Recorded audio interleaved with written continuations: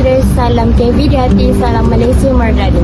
Saya Nur Ali Syuhada binti Razali daripada kelas 1 DVM BAK, calon umum 18 Majlis Perwakilan Pelajar 2026-2027. Dengan ini, saya akan mengemukakan dua manifesto saya. Yang pertama, mengadakan aktiviti jualan di asrama pada hujung minggu secara berkala. Ia dapat memanfaatkan masa hujung minggu anda dengan lebih berfaedah.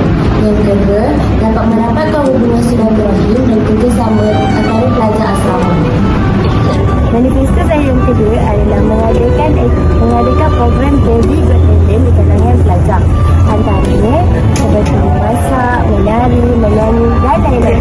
Secara tidak langsung, ia dapat menjungkir dan mengetengahkan bakat pelajar yang terpendam serta meningkatkan keyakinan diri pelajar.